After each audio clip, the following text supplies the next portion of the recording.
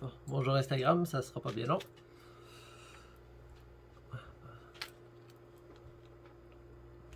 Oups.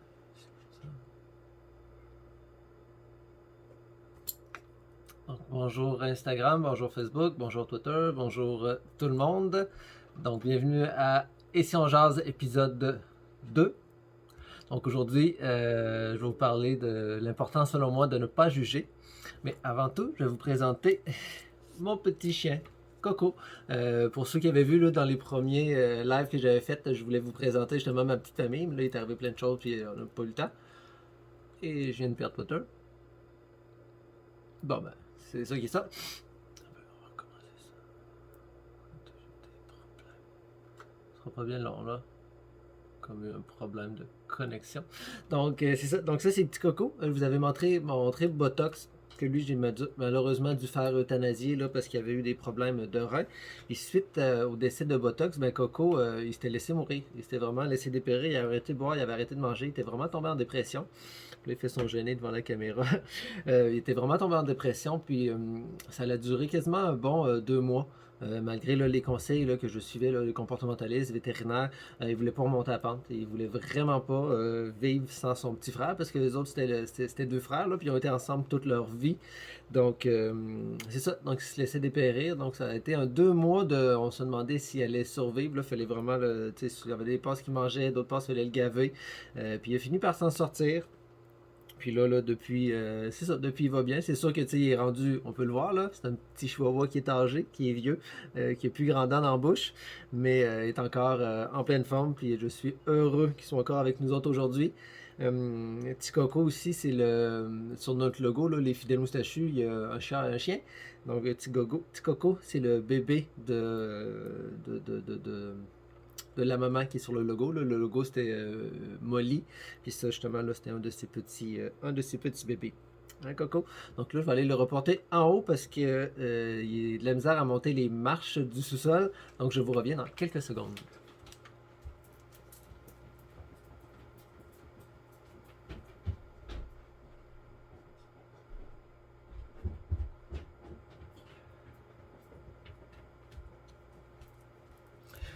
Rebonjour. Donc, aujourd'hui, c'est ça, je vais vous parler de l'importance de ne pas juger.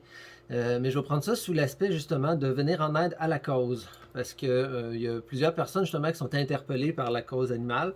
Quand j'ai fait mon direct là, la semaine passée, puis je parlais de mes nouveaux projets, il y a plein de personnes qui m'ont contacté, qui trouvaient le projet super intéressant. Puis on voit que la cause animale, ça vient chercher vraiment beaucoup de personnes.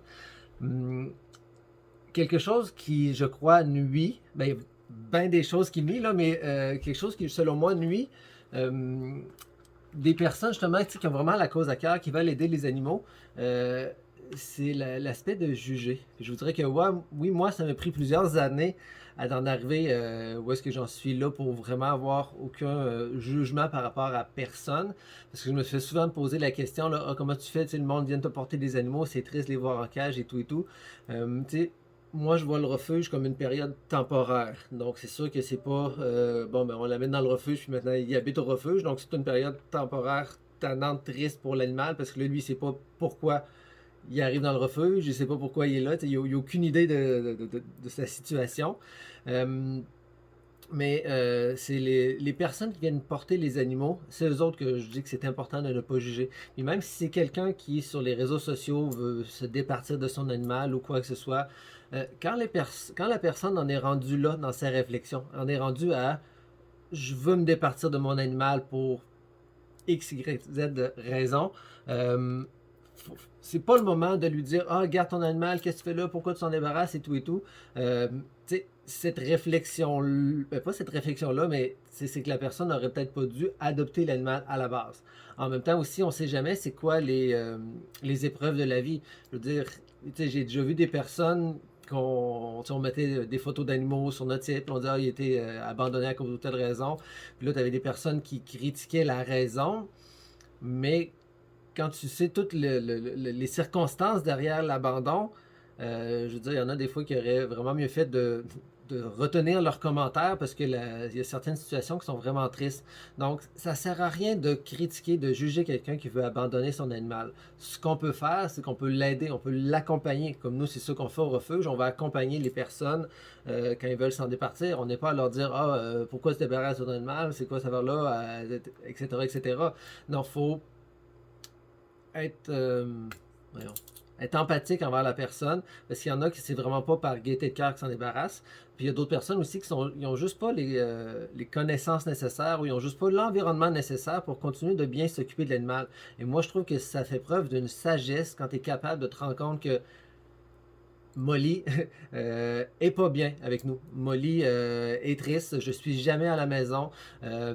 Souvent, on dit faut pas abandonner, faut pas abandonner, faut pas abandonner. Puis souvent, c'est notre propre ego qui dit je dois pas abandonner notre animal.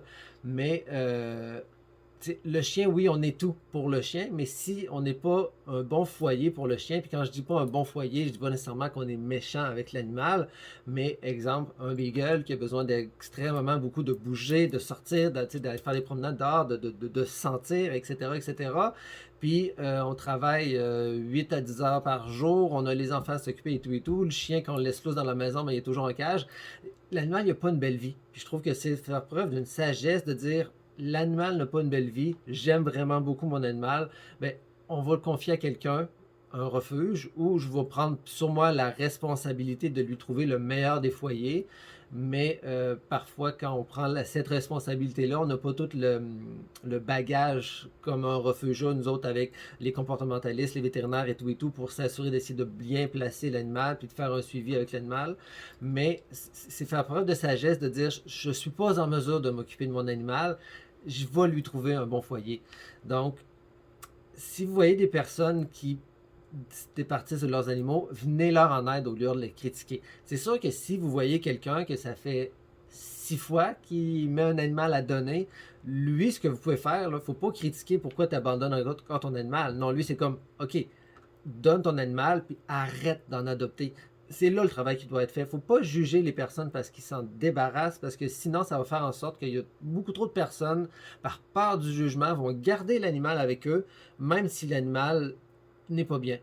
Puis, c'est à certaines exceptions, on a beau penser que l'animal, là, il va être triste dans un nouveau foyer, il va être triste dans un nouveau foyer, je suis tout pour lui. À certaines exceptions près, si le foyer, le futur foyer va offrir tout ce que l'animal a besoin, c'est plate à dire, mais son premier humain, ben, il s'en rappellera peut-être plus. Ou peut-être qu'il va s'en rappeler le jour qu'il va le revoir dans la rue, il va le sentir, puis il va dire « Hey, c'est vrai, tu étais mon premier humain, hey, je suis content de te revoir. » Mais l'animal a besoin d'être bien. Il a besoin d'être bien dans tous les jours de sa vie. Il a besoin d'avoir un foyer, un maître qui est là pour lui. Donc, s'il vous plaît, arrêtez de juger les gens quand ils veulent se départir de leurs animaux, mais faites plutôt de la prévention sur réfléchir avant d'adopter. Donc, si vous voulez faire un travail pour éviter qu'il y ait des abandons, c'est là que le travail doit être fait. Le travail doit être fait en amont. Pas quand c'est rendu le temps de l'abandon, pas quand c'est rendu dans la tête de la personne que je suis plus capable de mon animal. Je suis toujours en train d'y crier après parce qu'il arrête pas de faire des dégâts, je suis pas capable de m'occuper avec l'enfant et tout. C'est pas là, ok? C'est vraiment, as-tu bien réfléchi avant d'adopter? Donc, si on a un travail à faire collectivement, c'est vraiment ça, c'est de faire comprendre aux gens dans votre entourage, dans vos familles, dans votre travail, dans votre famille, dans vos amis, peu importe, quelqu'un qui est en train de réfléchir, en train de s'adopter un animal, ben, as-tu bien réfléchi à tout? C'est pour ça que le refuge, nous, on offre beaucoup, beaucoup d'outils. Puis c'est ça que je vais vous parler aujourd'hui. Utiliser nos outils. Donc, on est sur différentes plateformes, de différents réseaux sociaux. On a même notre site internet où est-ce qu'on a une section, c'est justement là qu'on met des documents que le monde peut aller télécharger et ensuite partager sur les réseaux sociaux. Donc, c'est ça que je vous demande aujourd'hui. Là, on retourne dans un 28 jours de confinement pour certaines personnes. Donc, les réseaux sociaux vont peut-être se faire aller encore un peu plus. Profitez-en. Pourquoi vous ne pas vous dire, hey, je prends 5 minutes par jour juste pour aller partager des choses? Parce que moi, le bien-être animal me tient à cœur. Le sort des animaux me tient à cœur. J'aimerais ça qu'il y ait de moins en moins d'animaux qui soient abandonnés dans les rues, abandonnés justement dans les refuges. Ben, le travail que vous pouvez faire, c'est de faire de la sensibilisation en amont, de faire réfléchir aux gens, est-ce que je suis prêt à adopter un animal? Est-ce que j'ai tous les aptitudes nécessaires pour aller adopter tel type d'animal? Parce que peut-être que vous êtes un foyer qui est idéal pour un caniche, mais qui n'est pas bon pour un Jack Russell ou un Danois. Donc, c'est à vous de voir ça. Hey, mes commentaires Facebook marchent. Plusieurs pensent se ressentent. Merci de faire réfléchir les gens. En tout cas, Marie, Sheila et Carole, Anne, c'est pour ça que je fais des directs finalement. Je fais pas des directs pour me faire aimer ou avoir le plus de likes ou de quoi que ce soit. Je fais des directs pour des vidéos parce que ça va être en rediffusion là. Mais je fais ça pour faire réfléchir les gens, pour justement poser des questions des fois que certains ne se posent pas. Puis moi, je porte ma voix, je porte ma face pour ça, mais je peux pas faire le travail à moi tout seul. Donc c'est à vous de faire le travail que moi je ne peux pas faire. Donc c'est-à-dire que moi je mets du matériel sur les réseaux sociaux, vidéos, photos, textes, blogs, etc. C'est à vous de les prendre, puis de les distribuer, de les faire rouler, de les partager.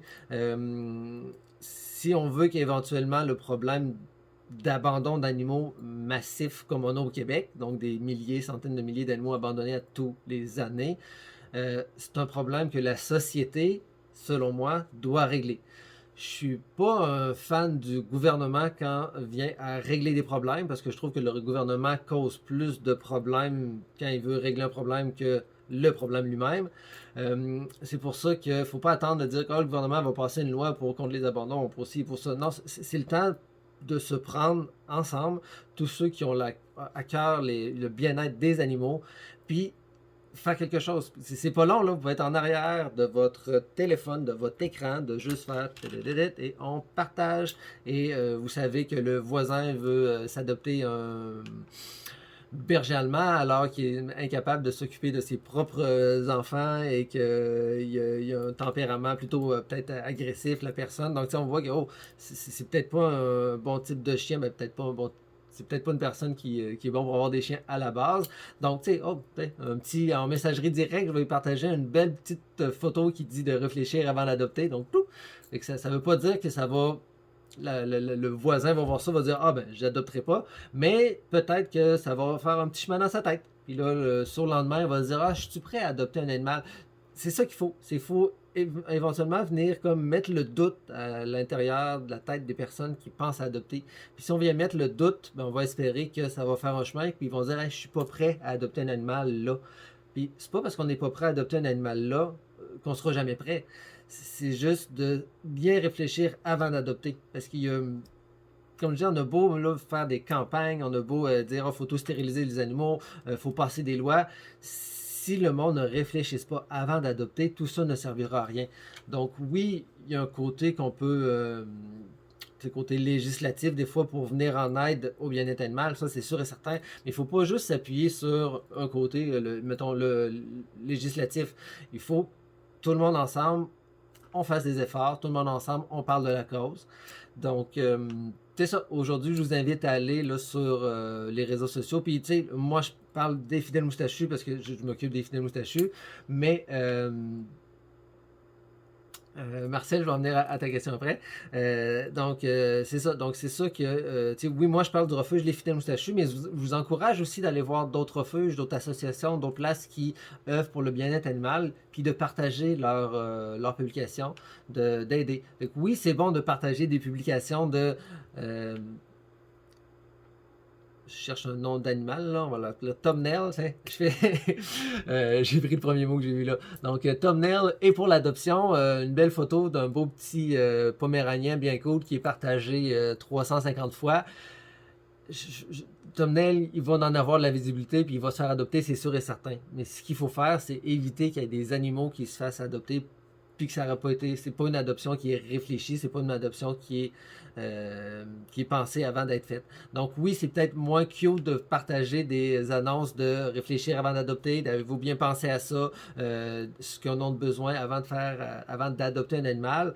C'est peut-être moins cute, mais si vous voulez travailler pour la cause, si vous voulez travailler pour le bien-être animal, ces publications-là, selon moi, moi je vous donne mon avis à moi, ces publications-là vont avoir beaucoup plus d'impact pour la cause animale que de partager la photo cute de thumbnail parce qu'il se cherche une famille.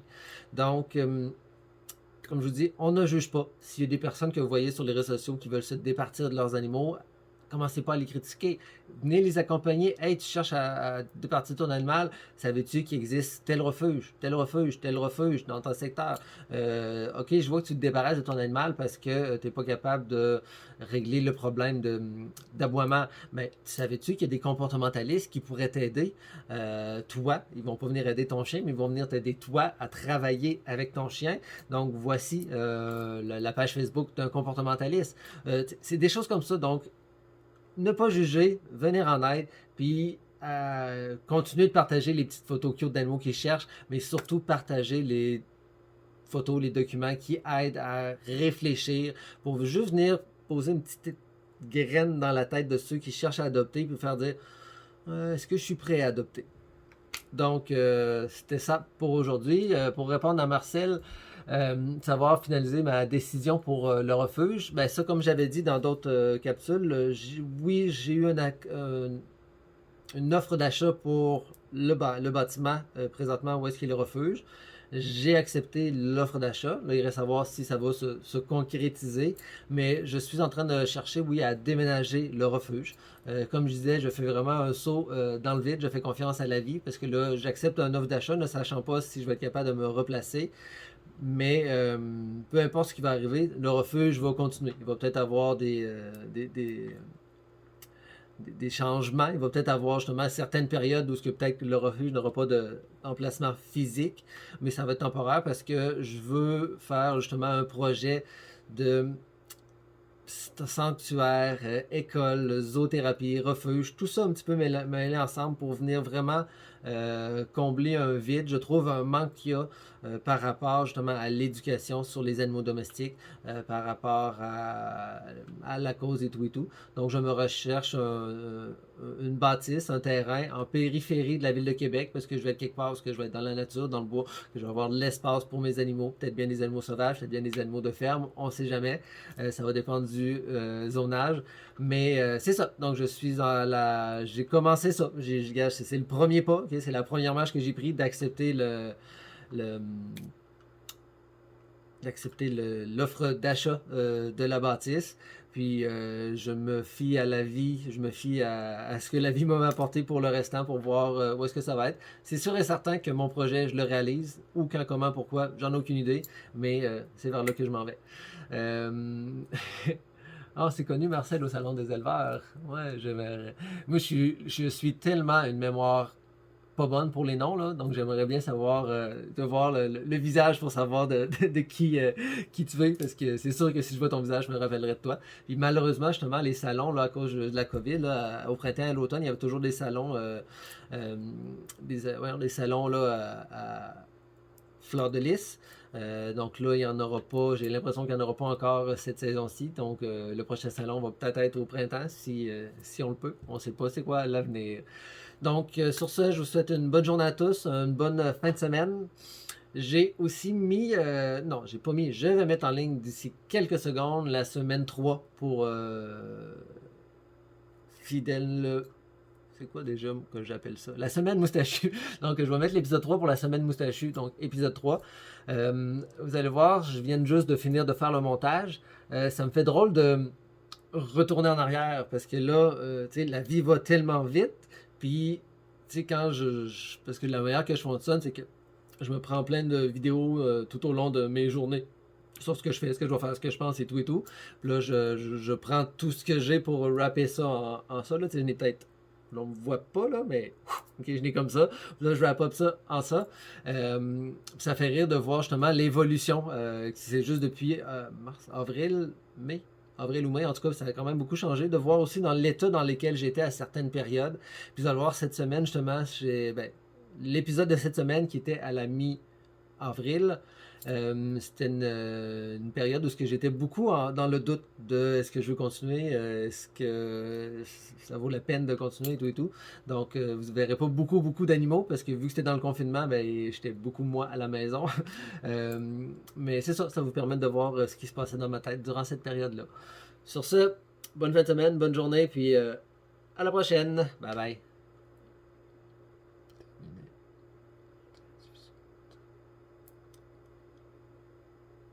parce qu'il y avait eu des problèmes d'oreille. Puis suite au décès de Botox, ben Coco, il s'était laissé mourir. C'était normal, elle s'était opérée